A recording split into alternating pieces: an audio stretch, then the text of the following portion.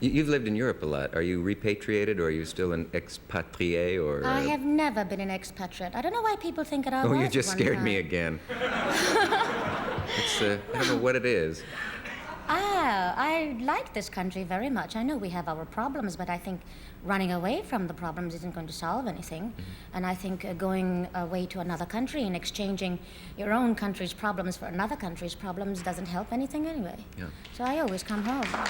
Yeah. You know, I was thinking, I read your book this morning, as a matter of fact. I really hadn't ever read it before. And I wondered if you ever stop and think, if it weren't for all those people who were rotten to you and the really rough childhood you had in the South and in Harlem, and do you ever stop and wonder if you'd had a pleasanter life, maybe you wouldn't have been Eartha Kitt, you know what I mean, and if it would have been worth it? Do you ever think about that? Yes, I do. But I think that you are born with a certain kind of feeling within you, and either you are going to allow it to come out or you're going to suppress it.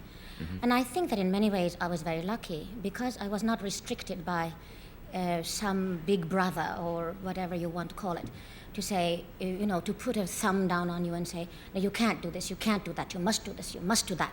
Such as, you know, mothers and fathers who are constantly fighting against the children when they get to be a teenager, particularly, and you are trying to find yourself, particularly in your teenage years, and you are searching for a kind of freedom to express yourself, but express yourself the way you really feel is an honest way of expressing yourself.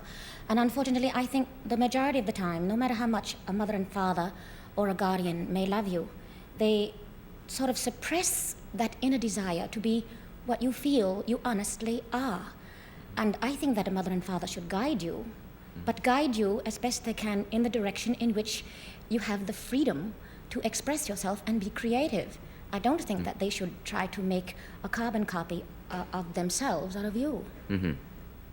I was just wondering, though, how many people would be in show businesses and have become stars. Moss Hart has that phrase in his book that the theater is the refuge of the unhappy child, and that the people who make you laugh and entertain you on the screen owe it all to a rotten childhood in so many cases. It's really ironic. I think that one of the main reasons why I am in show business is because I've had this tremendous desire to be loved. But I didn't want to be loved just because I exist. I wanted to earn that love and affection. And I think that you have a greater way emotionally, and also much more satisfying in many ways, when you are in front of an audience and you can feel the vibrations of people loving you back. You get an immediate response, whereby from a guardian or a mother and a father, it takes a long time before it really starts coming back to you that your mother and father really do love you, because I think they spend an awful lot of time telling you what not to do. Yeah. I've had audiences tell me what not to do, too, in subtle ways. Here's something for you, and we'll return. New way of saying it.